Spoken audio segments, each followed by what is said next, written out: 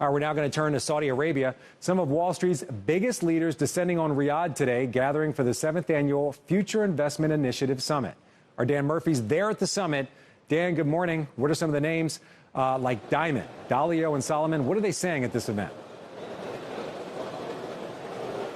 Frank, good morning to you. Well, we're coming to you live today from Davos in the desert. This is the most important financial conference in the Middle East, and indeed one of the most important financial conferences globally. And this year it's been a real test of Saudi Arabia's convening power, because it was thought that Israel's war against Hamas in Gaza may actually stop some of those titans of finance from descending on Riyadh. I can confidently say it does not appear to have happened. You can see the sheer number of people behind me attending the sessions today.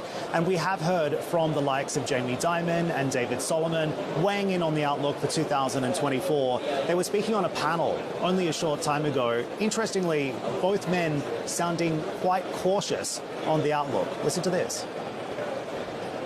Then I look at the financial situation, the fiscal spending, which is more than it's ever. I'm talking about the United States, but it's almost true around the world. It's more than it's ever been in peacetime, by a long shot, with the highest debt levels we ever had by government. And there's this kind of omnipotent feeling that central banks and governments can manage through all this stuff. I'm cautious. I don't think it makes a piece of difference whether rates go up 25 basis points or more.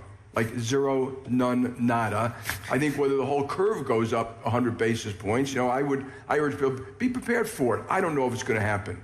But I look at what we're seeing today more like the 70s. A lot of spending, a lot of it's going to be wasted. David is a function of confidence. And so if you listen to the dialogue today, I say there's great uncertainty. And people always try to frame things. You ask the question very clearly, are you optimistic or are you pessimistic? Long term, I'm certainly optimistic, but I'm uncertain right now. And if you're a CEO and you're uncertain, you tend to be cautious about doing significant things.